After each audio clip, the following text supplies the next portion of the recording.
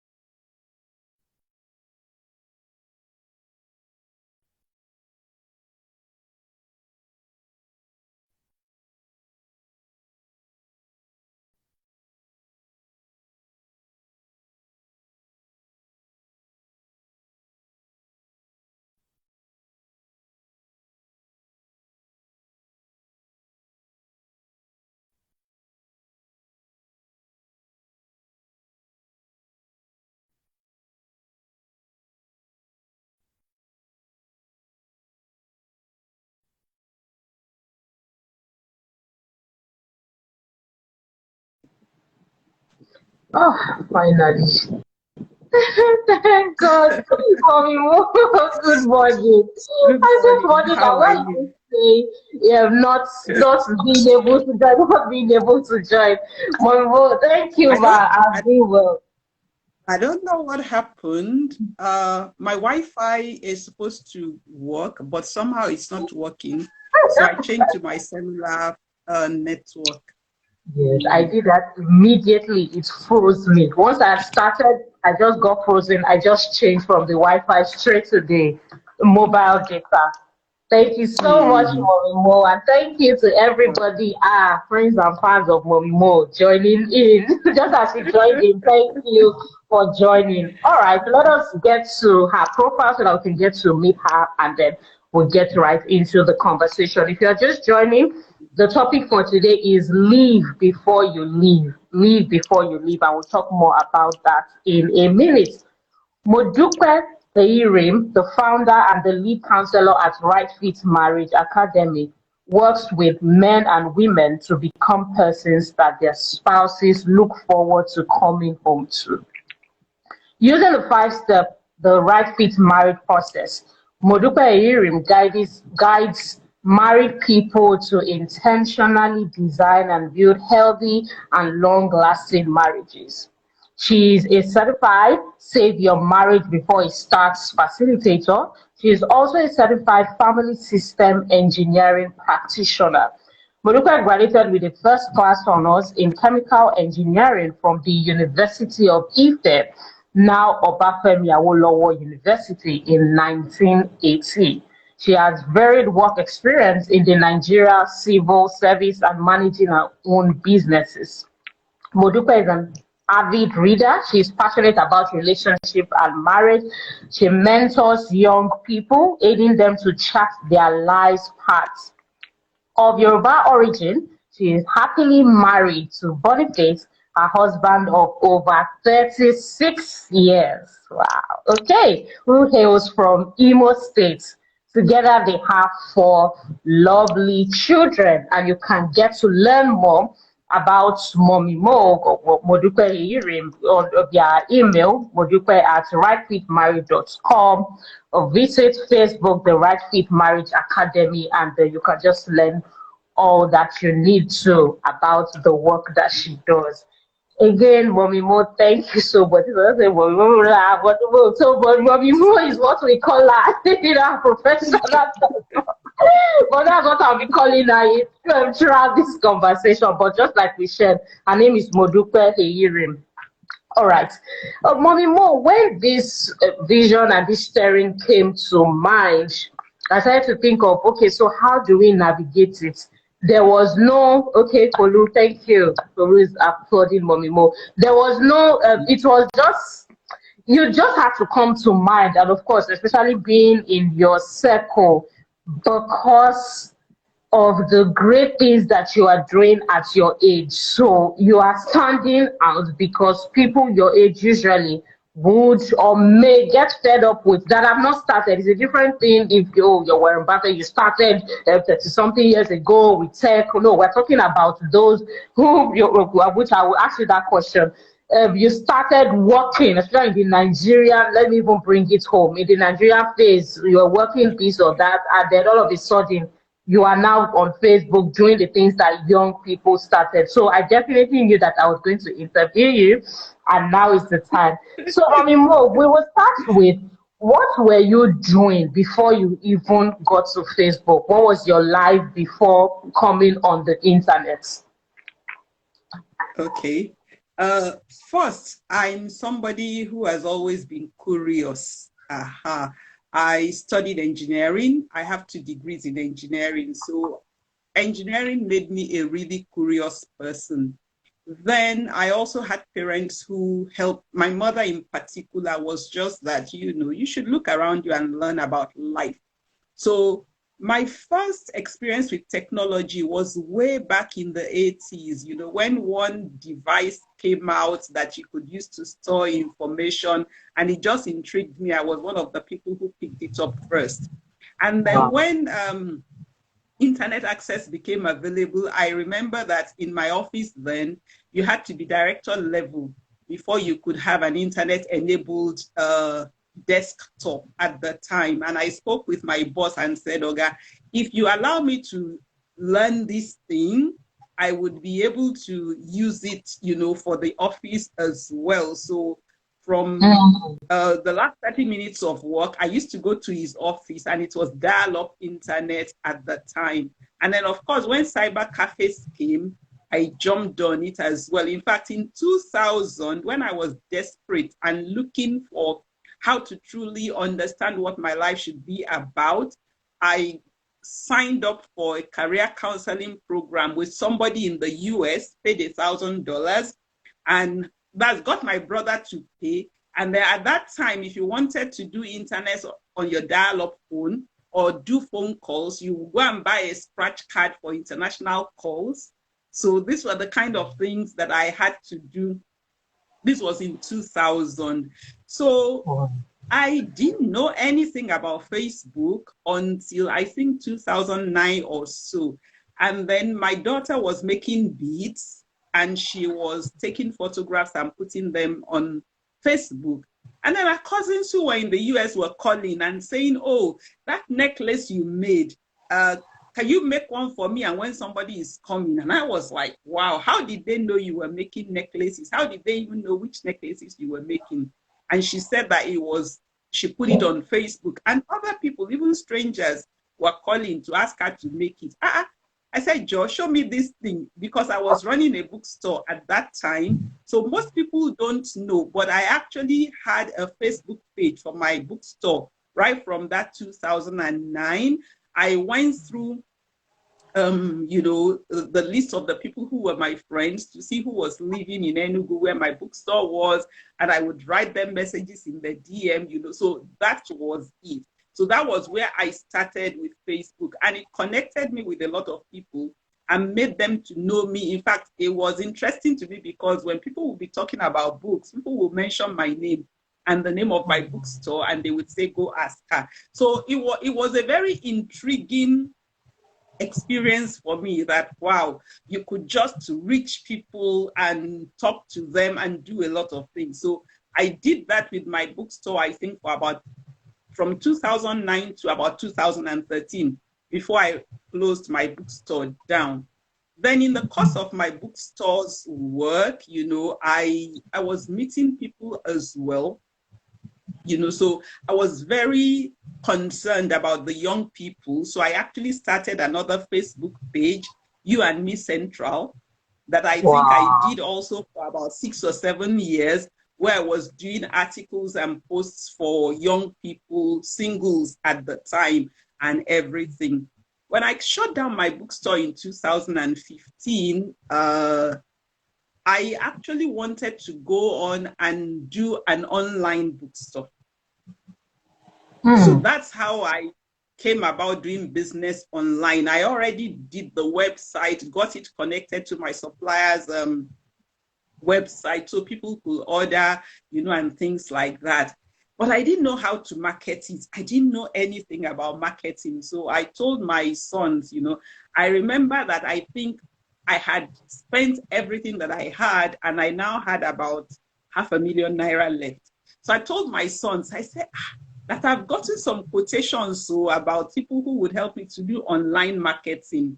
That what did they think of the 2 quotes? That's actually what I said to them. And then they looked at me and said, why do you want to get somebody to market your business for you? I said, well, that I know how to sell books, but I don't know how to market. And then they said to me, you don't have a physical bookstore anymore. People could come into your bookstore and you could talk to them about books, chat and everything. That if you outsource this market, people would not be able to connect with you anymore. That's one. And then 2, these people that you are contracting to do this for you, they don't know books like you do. They don't love books like you do. So I asked them, so what do you think I should do? They say, well, we would rather that you kept this money and actually use it yourself. Okay, but I don't know what to do. They say now, so ask questions, Google. And that's what they told me. So I went on Google, and then Stephanie Obi was doing this 7-figure online coaching program that was for, I think, from February to May. So it was about 12 weeks. So I took out of that money and I signed on for her program. Within 3 weeks of doing that program, I knew that I didn't want to run an online bookstore anymore. Not because I didn't still love books. But man, what was involved in running an online bookstore was not something that I really wanted to be doing at that stage of my life, organizing the logistics, talking to the customers. It just looked like a lot of work to me. And then I thought, an online business, let me just get something that I can just do and it will require minimal effort, So in the ideas class, she encouraged us, and said, what is it that you want to do, and everything. So I'd been doing premarital counseling in the church, as a volunteer. So I said, okay, that one would be nice. You would just, do things with them, young couples who want to marry. So I picked up that idea, and that was what I used as my idea to build on in Stephanie Obi's program. And of course, from there, many other things happened, because at the end of the program, I realized, I now knew a lot of things, but I still didn't know so very many things about running an online business. And I had to ask myself, is it something that I really wanted to continue doing? And of course, I really wanted to reach people about marriage. I think that's it. I really wanted to reach people about marriage. And my experience with Hidden Treasures Bookstore, that's the Facebook page of my bookstore, already showed me that Facebook, you just needed to know how to manage it. You needed to know what to do on it in order to get to people. So that's what made me to, of course, many other things then happened and many other things are still happening. But my introduction to Facebook was in 2009. But I'm somebody who had always just been curious. I'm a person that you can call an early adopter. Anything that comes with technology, I will look at it and see what it is about. I may not use it, but I will at least check it out. Wow. Okay, what an introduction, Mommy Mo. Okay, so that says a lot. That actually says a lot. So my next question will be how and when, because you sent me a short video, and it was just, so it's still a video that I. Okay, I went off for a while. Yes, so I'm saying that it's a video that people can still watch, even though you did it in 2016, forward to 2017. Just still listening to it, I still got a lot of value. In fact, it's kind of like, okay, into the new year, just change the date and you can still use it.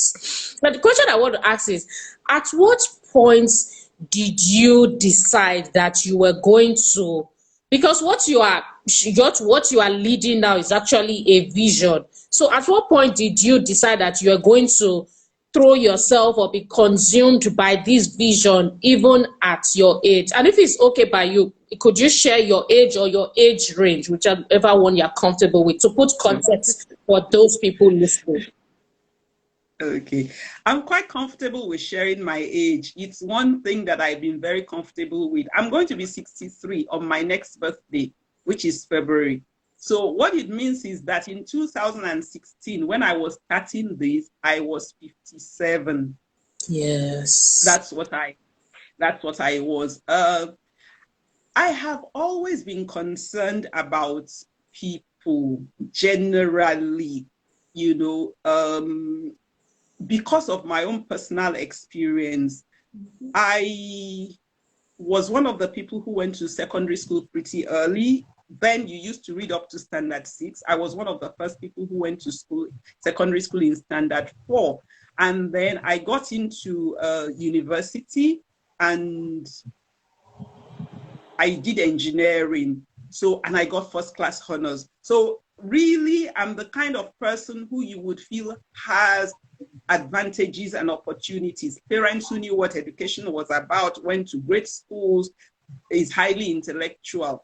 However, and then I got a job also as soon as I came out of university, and I was doing pretty well by the standards. But I had an experience, which was people were retrenched for the first time in our organization. And this was an organization that from its inception, everybody has always just known that you join and you'll be there until the day you retire. So I was like, wow. I sat with my colleagues and I said, what if we're retrenched today? What will we do? And nobody had an answer. And a couple of years down the line, another person who started work and knew that they were going to end on the last day of 35 years retired. And when he was asked to nominate,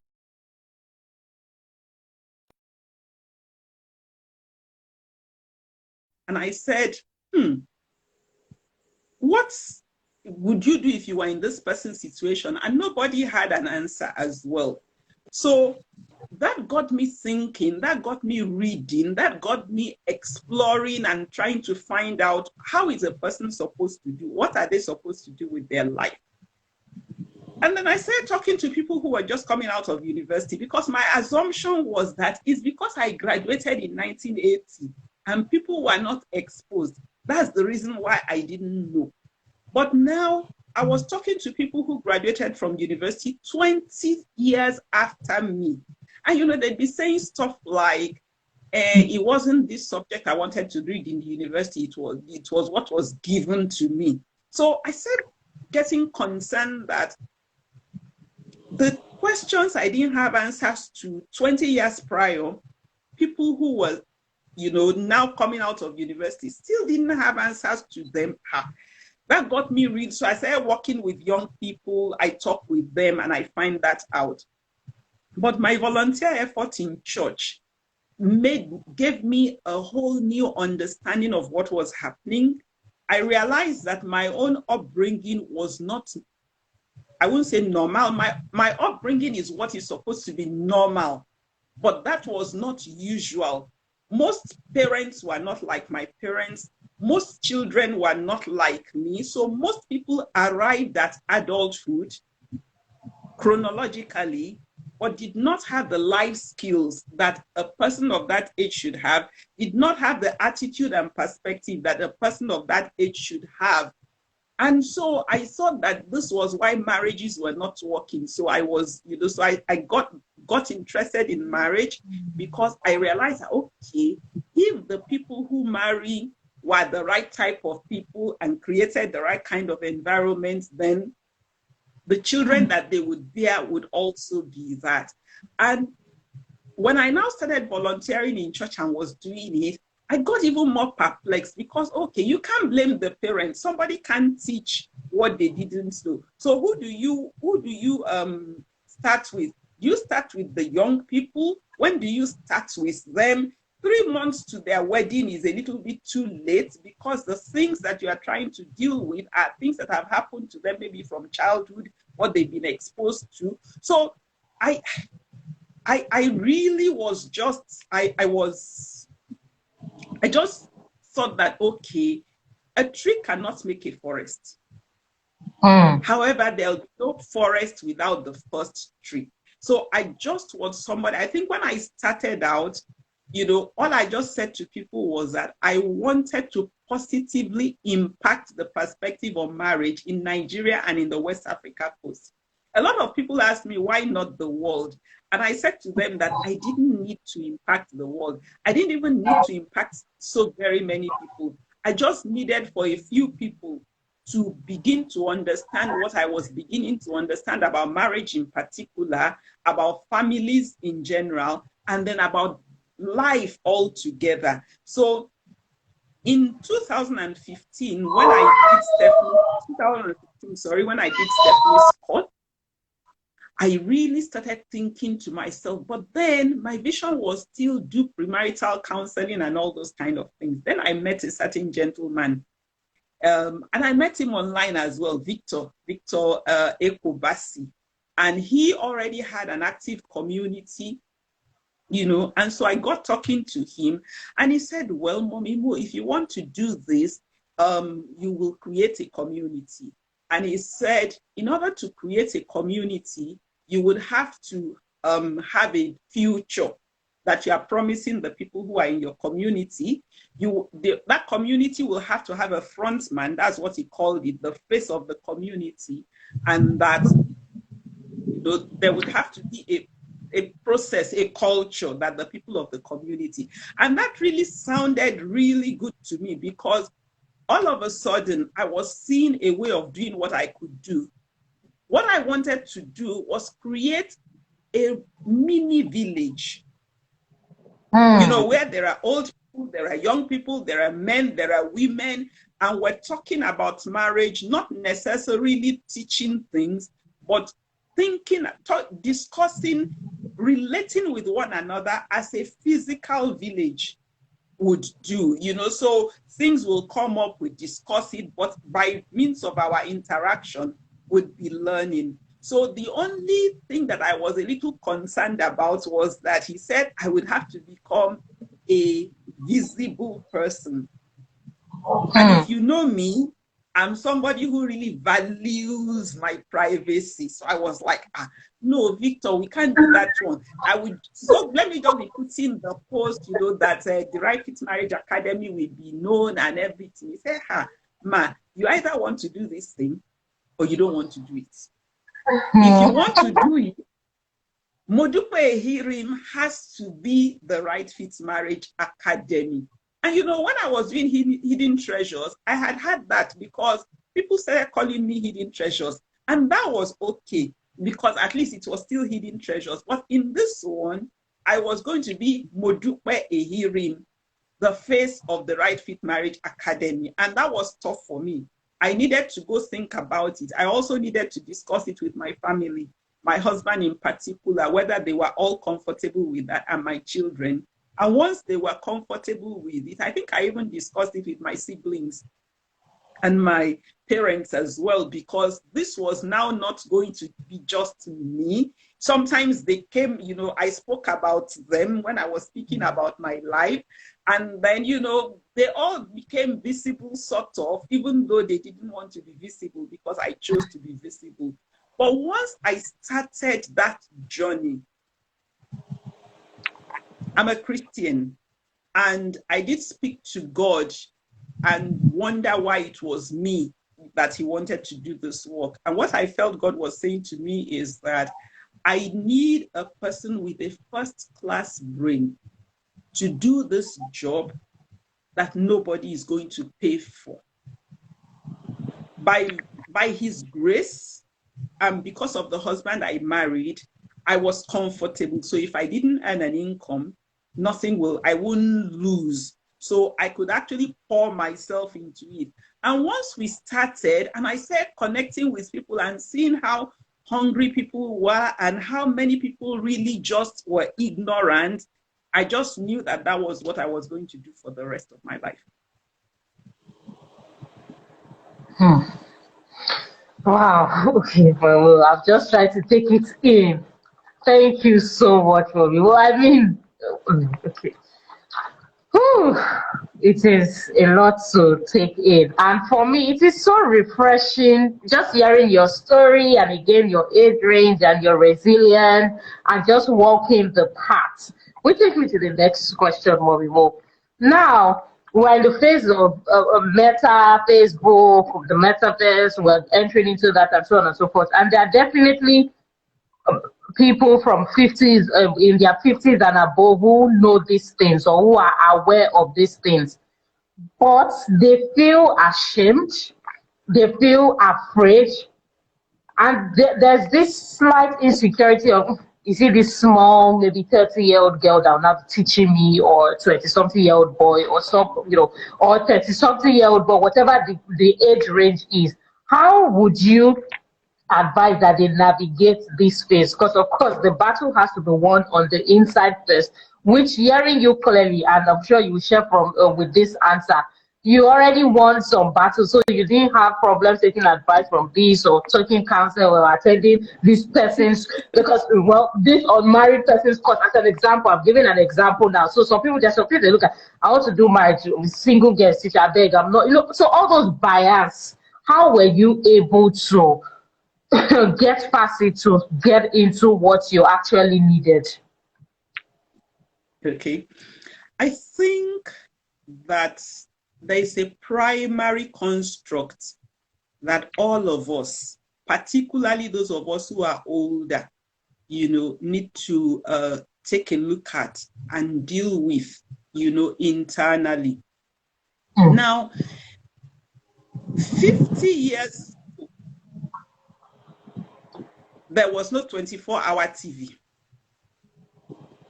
There was no phone. Even the dial-up telephone was not something that you found in every home.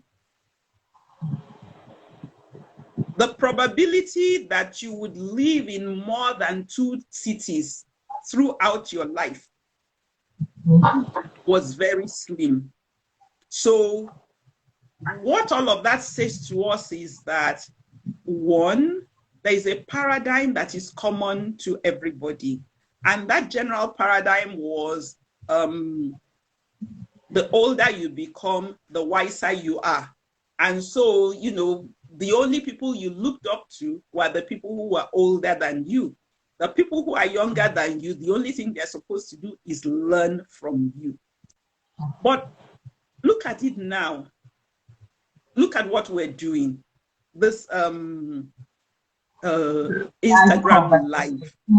Yes. There is nothing in my life's experience that helped me to understand how to navigate this. So when I wanted to start doing it, there is no other way. Meanwhile, you have young people who, like my daughter, this thing is just like second nature to them. Why? Because it was culture, it was the water in which they grew.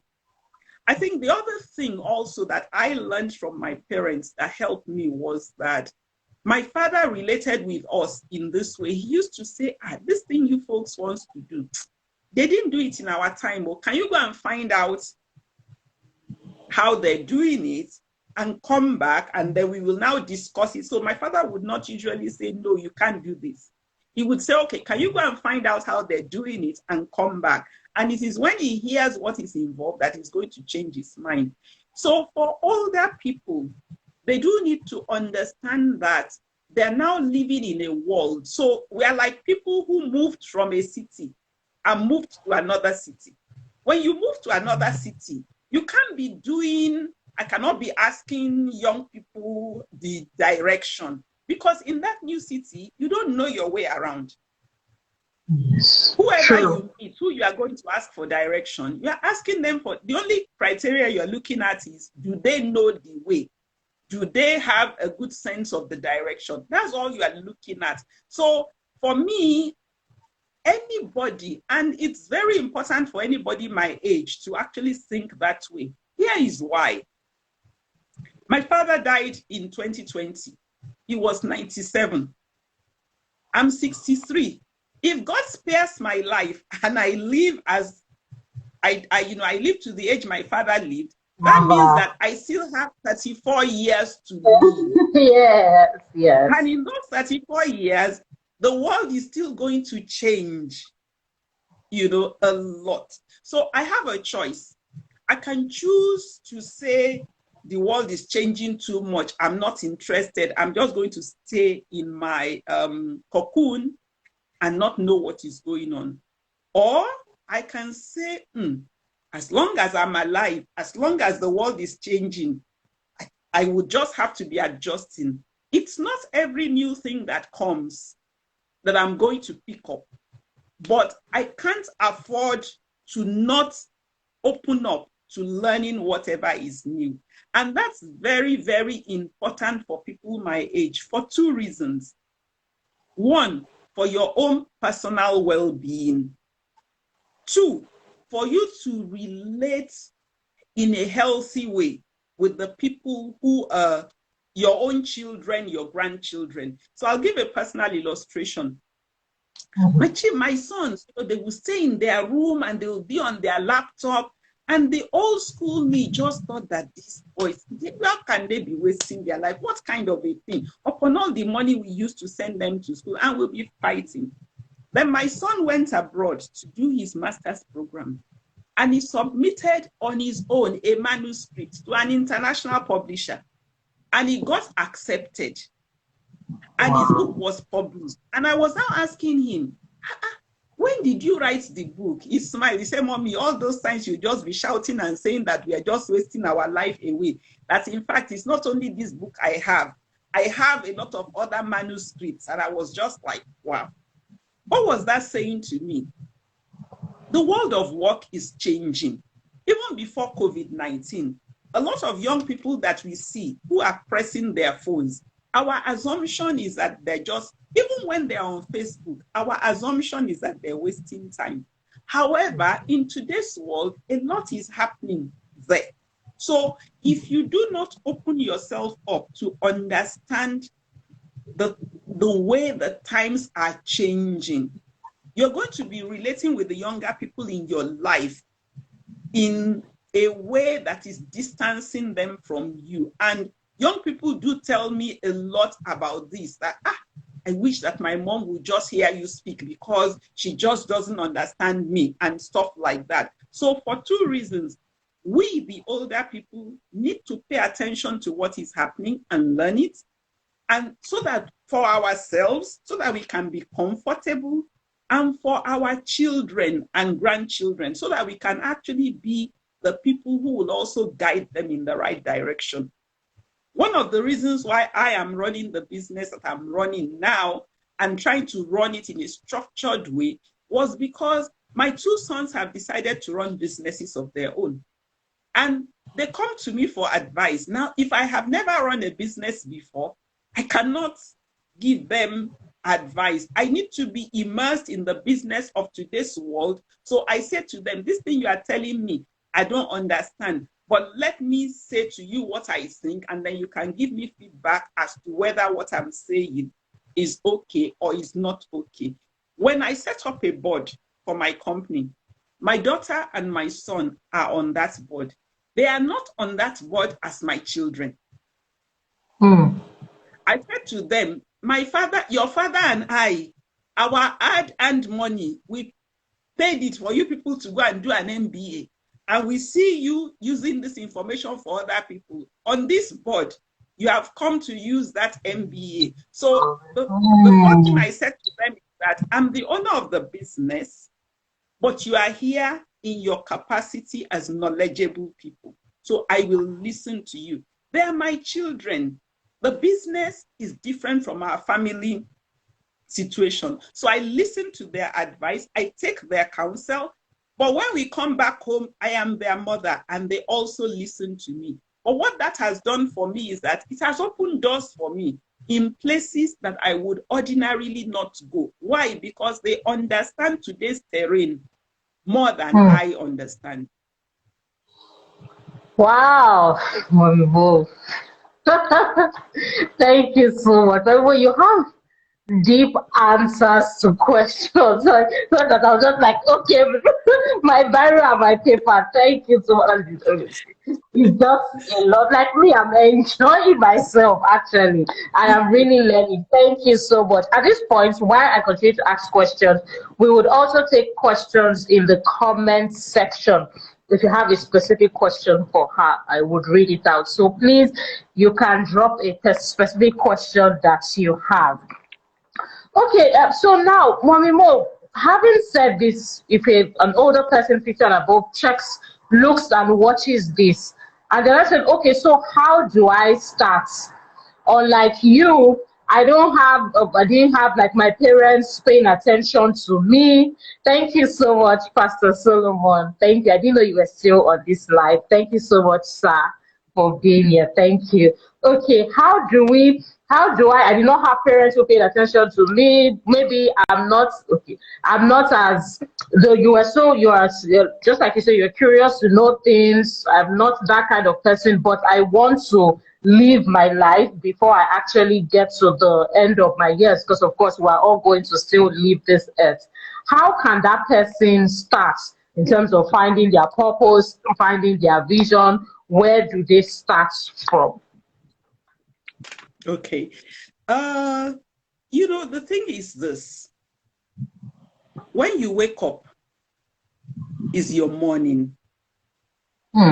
Like me, what has happened to many people who are my age is that in their younger years, they didn't they didn't think ahead. And I'm not blaming them. At that time, nobody really used to think of what am I going to do when I retire? Because when you retire, you are supposed to rest and now be visiting your grandchildren, and all those kind of things. That's really what it was. And in the old times, that's what you would end up doing. But what if your children are now in another continent or in another city, or have a life of their own, and they're just going on and they're not really as available to you as before? One of the things I say to people is, just go out. That's the thing. Number one, look around, look at the people that you already know. There is a probability that there is somebody who is already who is already like living before they leave, as you said in your topic. So when you go, just generally talk to that person. And please, you see, half the time, the shame that you are feeling, the other people that you are looking at too, they are feeling ashamed too. This shame is just something that is common to all of us. It's not unique or peculiar to you. So, for example, everybody looks at me and thinks that I'm a high flyer. I'm really doing everything very well. But one thing, 2020, for example, was the first time in my entire life that I actually said, okay, this is the amount of money I want to make in a year. And my coach had been working with me since 2016. He'll say, okay, Mommy, so how many clients do you want to work with this year? I say, Victor, how can somebody know how many clients they are going to work with? That is it not when people come to you, which means that I just did not understand how to promote, the concept of that you can have a template that will make people to be coming to you. I just could not envision it. And it took, I remember that in the middle of this year, I then sent a message to him. I said, I finally get that thing that you have been saying, that somebody can actually look ahead and say, this is how much I want to make. This is, so if people around you look like they are knowledgeable, what that simply says is that they're a few kilometers ahead of you in the journey. But even they who are a few kilometers ahead of you in the journey, they too have areas that they are not knowledgeable in. The difference between you and them at this point in time is that they have packed their shame and they have put it inside their handbag. And they have decided that, you see what, it's just what it is. I need to move ahead. So if you look around you, either in the church, in your neighborhood, you would find someone who is probably already doing some of what it is that you're, who just has a life. So I have a younger sister, for example, now. She is not keen on running a business like me. But in this 1 year that she has retired now, she, even within Lagos, she has discovered all the places that somebody can go to, and, like the conservation center, like the railway compound museum, like all kinds of things. And she goes, she will encourage her friends to come. She's the person who told me that we can go on a train to Ibadan and come back the same day. And she took me and went. So what we're talking about really isn't, do a business. What we're saying is have a life. Have a life. So there's some other people who would volunteer in the church, and so they would help gather children together or things like that, or widows or whatever. But what this really is about is, am I just going to be waking up and sleeping every day?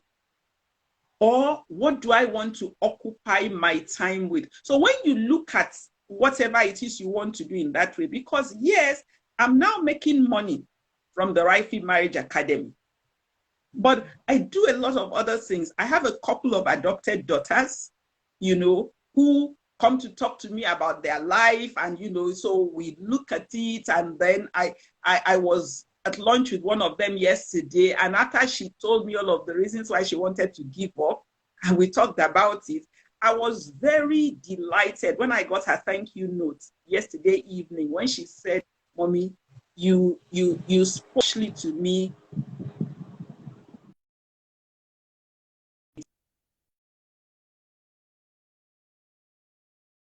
So I can hear you now. Okay. So yeah. So what we're saying is, when you start getting to 50 and 60, you may be around for another 30 or 35 years.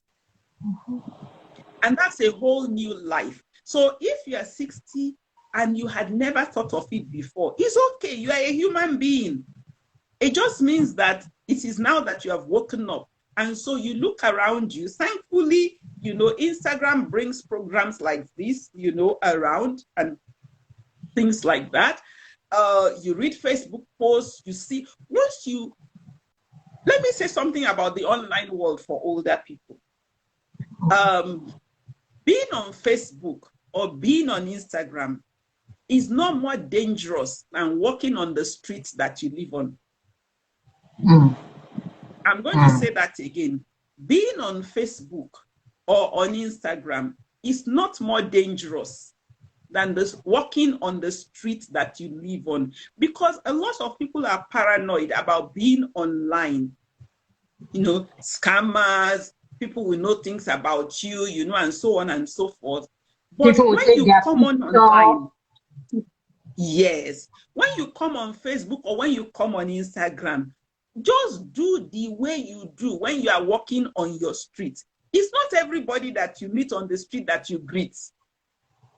It's not everybody you meet on your street that you talk to. Usually you greet the people who look safe, your neighbors, people who you want to learn something from. When you come online and you do that, you will meet with people who you can interact with and have ideas. You and I, have we met? Physically, no, we haven't. No, we met in class. Yes, was in class, yes. And at that time, I didn't even know you. But since then, I mean, you've interacted with me online sufficiently to think I can trust Mommy Mo to bring her on this program. And I've interacted with you sufficiently enough for me to say I can come on Nkechi's program. There are quite a number of other people who will invite me to their program, and I will say no. Why? Yeah. Because what they do does not represent my values. So for people who find themselves and they are wringing their hands and they say, at this age, where am I going to start from? The social media is a blessing to you. Just get one young person and get them to show you how to look at people and recognize the ones who look like you, and just follow them. Even if you don't comment, in time, you will know people who you can learn from, and you would learn from them. Oh, thank you so much, Mommy Mo. One of the things that I picked from what you were sharing is a lot of mindset shift, because there are some older people who are still thinking, oh, when I come on Facebook, they would take my picture and they will use it for something, all those mentality, which is what you were shattering. That you can't just come, you need to see online the same way you are walking on your street, estate, wherever it is, and I think that covers that. The next question. Just before you go on, let me say one more thing also about coming online. When you are online, for older people, please, the younger people don't intentionally go out of their way to be rude to you. Because when you're online, you don't really know who is behind there. And so we address one another informally. I've had interesting situations in which people will ask to be my friend and I accept them. And then they go through my profile and then they come to the DM and you can see them mentally prostrating and saying, I'm very sorry, ma. I'm a well brought up person. I apologize for addressing you the way that I did so before. And then I laugh and say, no, That's okay. When we are online, you have no way of knowing how old I am until you come close to me. So just understand, are there people who are rude and, you know, all those kind of things? Yes, but they are rude because they are rude people. They are not rude because they are young. There are a lot of decent young people also. So if they address you by name and stuff like that, they don't mean to disrespect you. It's just the culture of social media that says that they should address you in that way. But with time, once they know who you are, they give you all of the, we are good Nigeria people. We respect our elders once we recognize them. Actually, thank you so much, Momo, for that. So we'll just begin to wind down. We're beginning to wrap up. This next set of questions are actually very important. So, Momimo, you've spoken about how to, you shared with us about when waking up is your morning, when you wake up is your morning, and looking around to look around those who can take your hand or who are some miles ahead of you and you can step with it to teach you what it is that you need to know. So I want to emphasize this time on how can an elderly person who has probably worked in maybe ExxonMobil or just one of these companies for years, who worked there because the person needed to make money for their this family or her family, depending on the whether it's male or female. How can they say, okay, I really want to find my passion? Are there steps to say, this is my passion, I want to find it? Or what would you advise them? Did you just keep going and they'll find it? And the assisting part to that question is, so how do they start? Why this question is important, Mommy Mo, is because a lot of people over 50s have already gone through a lot in their place of work, whether transportation, if you're in Lagos traffic, and so they are wondering, which is the retirement mentality. I don't want to get into something that is going to stress me out again, like the first half of my year. So how do I start in the softest way possible? And how do I even find that passion? Now that you have established that it doesn't need to be maybe online or anything, you just need to get a life, just like you said. Okay. What I would advise such people, especially if they have resources, is to get a coach. Okay. Getting a coach is a no-brainer. And what do you need a coach for? If you haven't started and you don't know how to start, it simply means that you don't even know which questions to ask. So you would need to get a coach. Again, I'm going to encourage you. Don't just go and sign up with somebody because they are a coach. I will try to do a post on my Facebook page in the new year about that, So a coach is somebody you can interview, ask questions. Taking a coach is like getting married. So you want to know who the coach is, who they've worked with, what kind of results they have gotten. Because if you want a coach that is going to start with you as, I have no idea at all, is different from the kind of coach that you will go to when you say, this is the business I want, hold my hand and help me to start it. But whatever it is, get a coach is very, very important. Why is a coach important? A coach knows the terrain. If I didn't have Victor Bassi, who told me to start a community, which I started effectively on Facebook, I don't know that I could have grown into doing marriage coaching, which I am doing now, because I didn't even know how to reach people. So him holding my hand, and he held my hand for 5 years. So that's how much I committed. That was me who chose to commit. Other people don't commit for that long, but getting a coach definitely is it. The second thing I would say is that if you're such a parent, if you're such a person and you have grown children, that you actually use your hard-earned money to send to go and get all these MBA, Those people know a lot of things. It's just that you are going to be patient with them and you are going to say, slow down.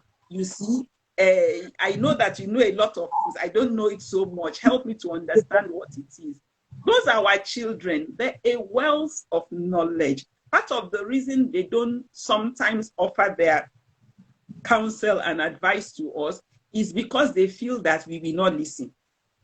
And like my children used to say to me, Mommy, there is no time to waste for me to now be taking time to explain something to you when I already know you are not going to do it.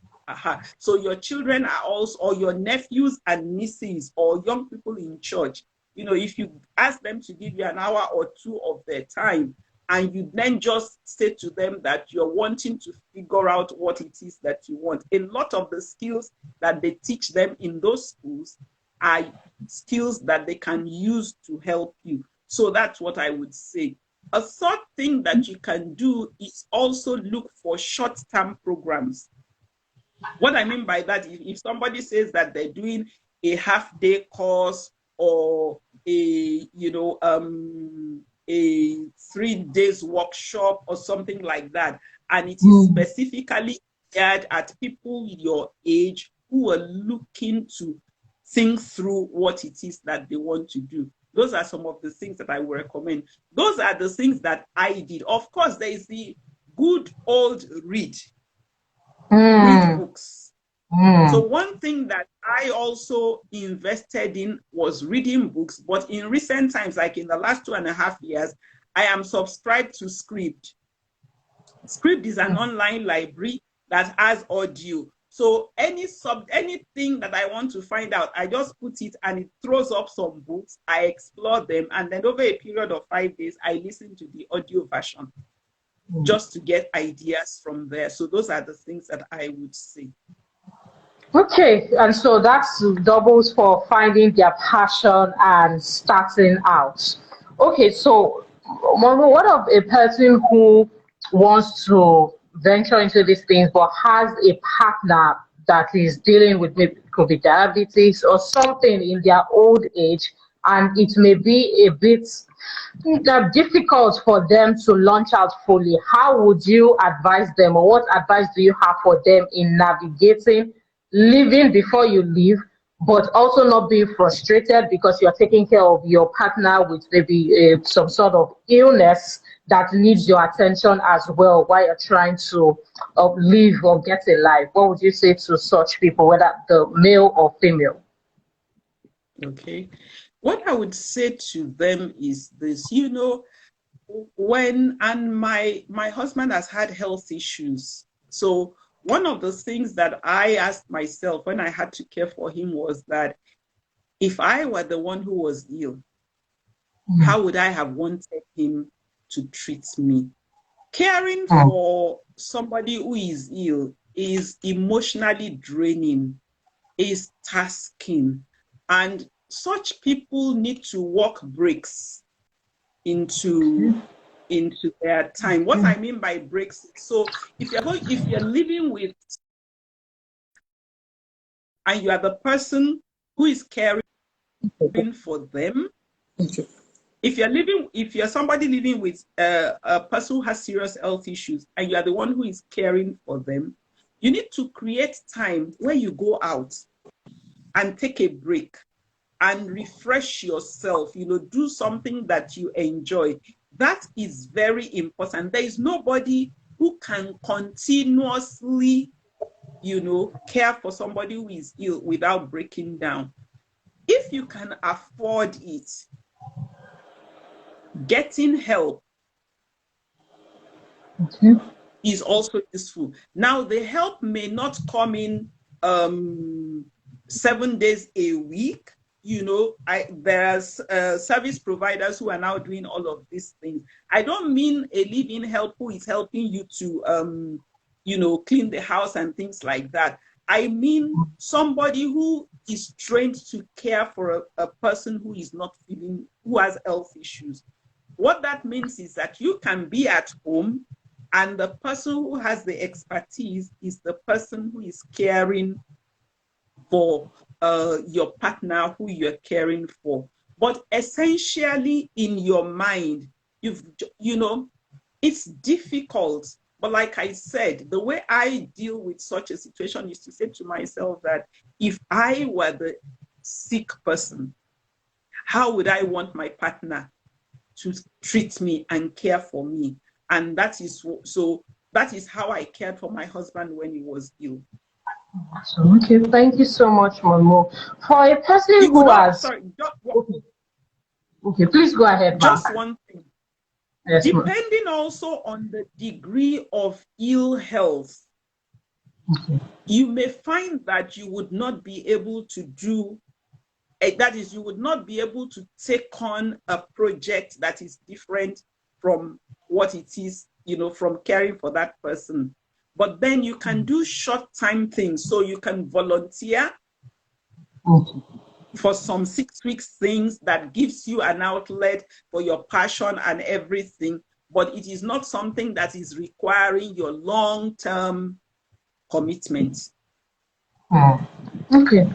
Thank you so much, Momo, for that. That was really useful. For a woman, well, it could happen to men and women, but especially this happens, we see that it happens, or at least statistics is out mostly for, say, mother-in-laws, for instance. For a woman who has had it tough in a marriage, maybe her husband left or passed on and vowed, it could even be subconsciously, that she was going to pour her all into her children, and now she's at that stage, she's trying to meddle into their life. Oh, the wife, what's happening with the children, what's happening with your life? But now she's like, okay, it doesn't seem like these people are maybe available for me, or she's feeling hot actually, and she wants to transition into getting a life of her own, just like you have shared. What mental shift would you advise? What does she need to work on mentally to shift from the fact of, okay, it's not like these children do not love me or don't care about me, but I just need to actually get a life beyond meddling in their affairs? So what would you share? What advice would you share for a mental shift for that person listening in? Okay, I think the first thing to realize is our children are separate from us. My own children are grown up now. Just one of them is married. But even before they got married, one of the things that I used to do was remind myself that when I was their age and my parents wanted all of my attention, was I available to give it to them? No. Why was I not available to give it to them? It was because I was preoccupied with living my own life. At the time, it was not because I didn't value what my parents, the sacrifice that they had made for me.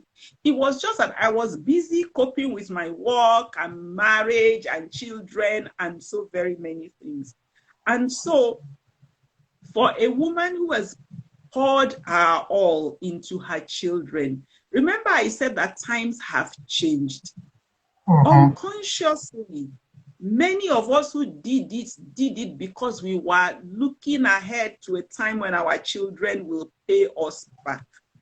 But if you really cared about your children, do you want their life to be just about you?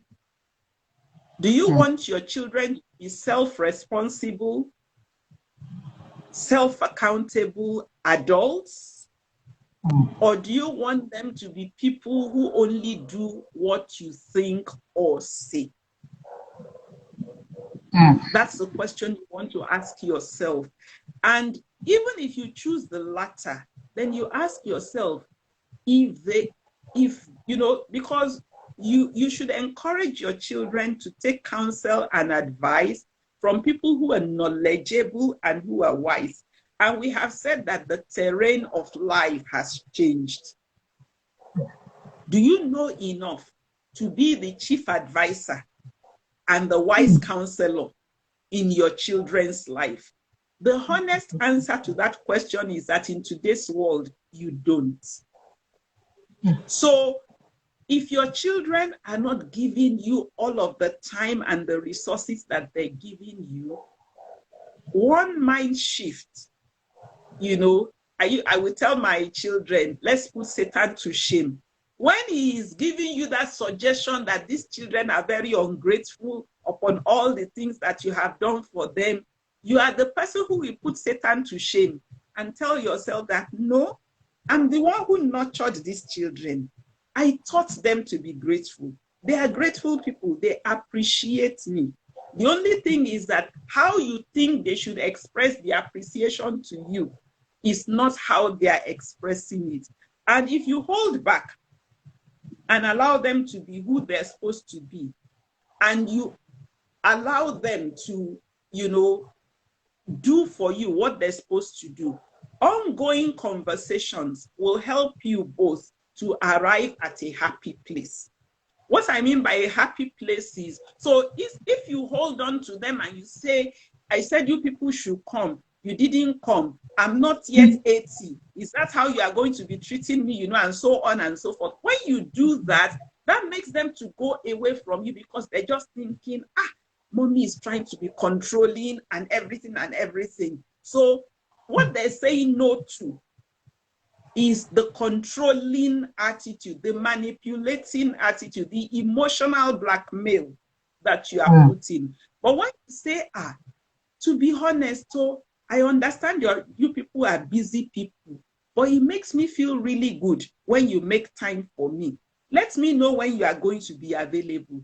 They will go. In their mind, they be really, our mother did everything for us. We have to sacrifice for her too. They will make time to accommodate you in their life. Will they be able to make all of the time? This Christmas, for example, now, none of my children came home. I can be miserable about it. But one of my daughters works in a situation where she has year-end activities. For her to come home is going to put a lot of pressure on her at work. So I just told myself, you would have loved to have them. They are good people. They appreciate you. But it's okay for them if they don't come. After all, there are many days in a year that we can also get together again. Wow, what a perspective. Wow. Okay, Mommy Mo. This is the last question before we go to your rapid fire question. There's no way we are not going to watch this again and again. What a perspective. So we can then, okay, let me keep that thought to myself. All right, Mommy Mo. Well, this final question before we go to your rapid fire question is about divorcees finding love. Since you're in the marriage space, we thought that it would be okay to ask you, divorcees finding love after 50. Of course, just one thing you've emphasized in this interview is how the world has changed. And well, maybe back then in 1970, people would still manage and go through to old age with a marriage that is not working. But now, 50, 60, even 70, they are getting divorced, unfortunately. So for a person who, well, whether they made a mistake in the marriage or they did not make it work, that is trying to find and refresh their lives again and trying to, of course, find meaning and also find love. This is after divorce. I'm very specific on divorce now. And maybe you could share something for us also regarding widows, widowers. How can they navigate life after divorce, over 50, finding love and also finding a life that is meaningful, of course, before the end of their days here on earth? Okay. I always say anybody who has gone through a traumatic life experience, I would encourage them to work with a therapist first before they do anything. That is before they go into dating, before they do anything at all. Therapy helps you to discover yourself. That's the thing. It helps you to discover yourself. It helps you to heal from the hurt. It also helps you to define what it is. If a person has been divorced, the question I would ask them is, so why do you want a new relationship? And it's good for you to dig deep and ask yourself why you want, because why you want a new relationship is what is going to determine the person that you're going to be looking for. If what you're just thinking is, I don't want to be alone, companionship, you can go for somebody and then discover that having somebody in your life after being alone for such a long time is creating aggro for you. So so you're now going to think, okay, I want companionship, I want this, but if I have it, it's going to bring this. Have I thought about that one? This person has children, how their children look at me. So all of those things you've got to think deeply about, because at 50 or 60, you don't want to go into a relationship only to find out that it's causing you more pain than when you were not in a relationship. Apart from sex, and if you're a believer, you don't want to do sex outside of marriage. Apart from sex, as an older man or woman, a lot of the needs that you have as a human being for companionship and friendship can be met in ways other than marriage. Okay. But what is critical is even if you were widowed, it would be good to go some form of therapy to go through your grief and then come out on the other side and then decide, okay, I would like to have somebody in my life. I really want to open up to that person. In short, the way a young person needs to go through a pre-marriage preparation program, that's the way an older person who also wants to do that in their life needs to go. But fundamentally, even before you meet or date the person, is a critical question to ask is, why exactly do I want a relationship? That would probably be a new marriage or something. The more detailed answer you can give to that, the more likely it is that you will succeed in whatever relationship you eventually go on to. There is not a dearth of people who would like to toast you. The question is, you know enough about yourself and what you want in order to assess whether they are the people who are for you. Wow. We will, on that note, we've taken in a lot. Please, we need to take Momo to launch something. Please, we all need to gather. Please, thank you. It's not enough on this Instagram live. Please, come to my DM. Let's contribute so that we can do something. Mommy Mo, I am so grateful. So let's get to the fun part where we get to know you. In about maybe 3 minutes, we'll be done with this. Is your rapid fire question. So you have to answer it in like 30 seconds. You're not supposed to overthink the answer. All right. So the first is, what is your favorite color? Orange. What is your favorite food? Rice. What are you allergic to? Chloroquine. Oh, okay. What's your best movie? I have to say one because I've not heard that answer since I've been hosting live. Okay. All right. What's your best movie, or well, movies if it's more than one? The King's Affection is a K-drama series I just watched recently. I only just recently started watching dramas. You know, I'm not a movie person as a rule. Okay. Okay. Can we find it anywhere? Because I wrote it down, but I'm not sure. Was it a live drama? Okay. Okay. All right. It's on Netflix. Noted down. Okay. What is your best book? Or books? Ha! Like that promo. I have so very many best books, but the Bible is my best book. And then after that is the book that was used to counsel me way back then when I was going to get married, which is Before You Say I Do by H. Norman Wright. Then Boundaries by Henry Cloud. And then Necessary Endings by Henry Cloud as well. Wow. Okay.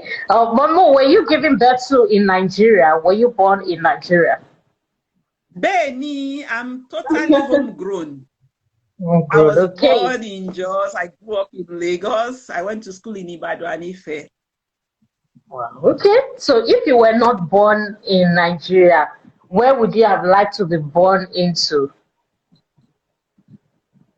What country? Korea. South Korea. Mommy, is it because of this? Mommy, please, I have to make an exception. Why? Mommy, I have to ask you why. Very good. Actually, I didn't know anything about South Korea until COVID-19 lockdown started.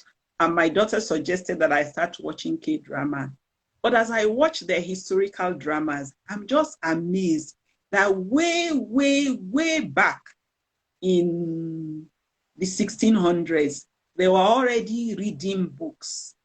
Of course, you know, even though I would like to be born in Korea, it is still also tough for me because I found out that, in fact, my favorite retort as I was watching the dramas, I would say to my husband, I say, ah, thank God I was born in Nigeria. Thank God I was born in Nigeria.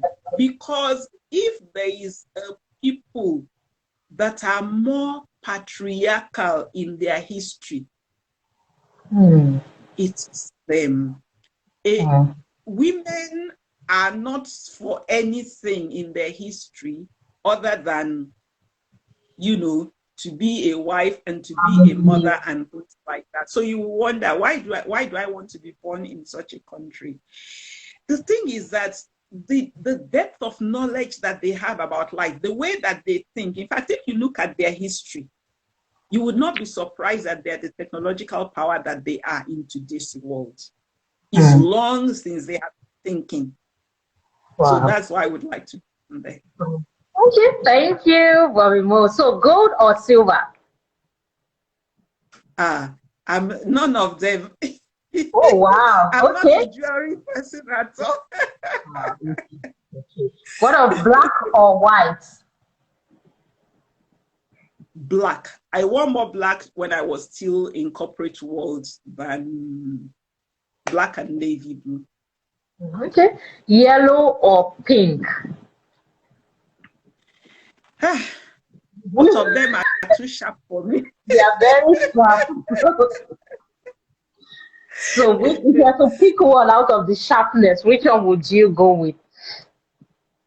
Okay, I think yellow. And that's because I think people associate pink with women, and I like to be somebody who is out of the box. I don't like to have anything that people say, oh, it's because she's a woman. Okay. Yes. So, what's one favorite thing about your husband? I know there will be so many, but what's one favorite thing about your husband? My husband. With him, you know where you're going. That's just the who he is.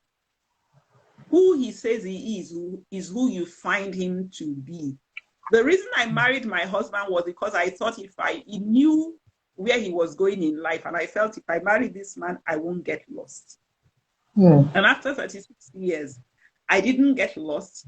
Everything that he said he was going to be or do, he was faithful to it. In fact, he has been so trustworthy that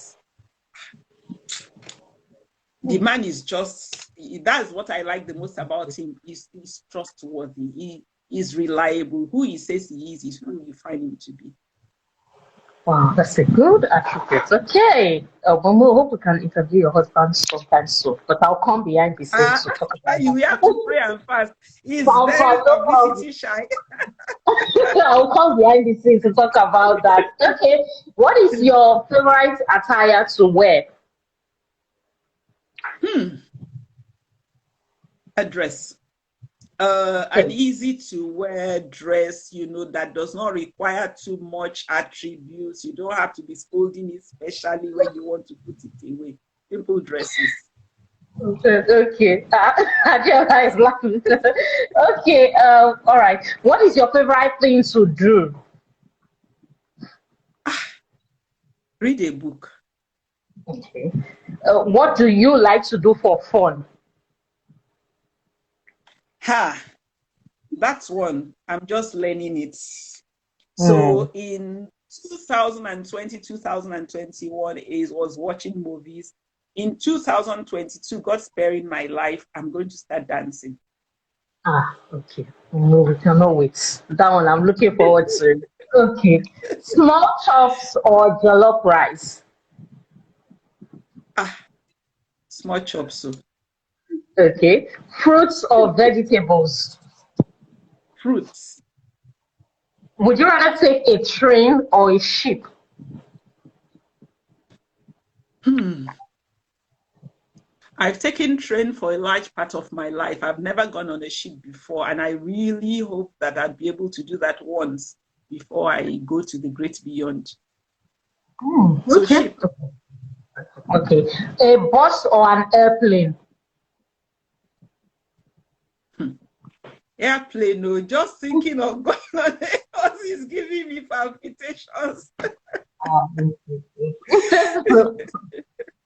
Let's see. I mean, know the answer to this. Writing or speaking?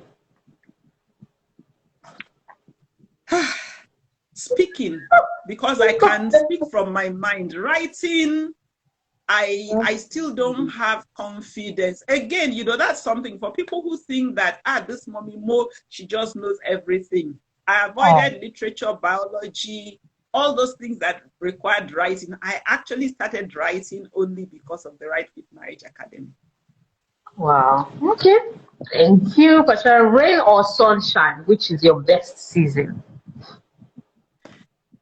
Sunshine. Trainings or one-on-one counseling or coaching? Which are your one-on-one One or a group of people? on one is good. Audio or visual? Before I cut my hair, audio, because the wahala of getting prepared for video was too much. But now that I have a low cut, it's just to wear the dress and show up. Sure. So Okay. So regarding materials and resources, which would you prefer when you are consuming? Would you prefer like a training in a visual form or an audio form? to be honest, reading still. Oh, so it is. Okay. So All right. I'm doing a program now where all of the materials for the 12 months program is sent to us as text. And then we just do monthly meetings, and that really works for me. Oh, wow. Oh, exceptional. Okay. A day at the beach or a day in one of your favorite restaurants?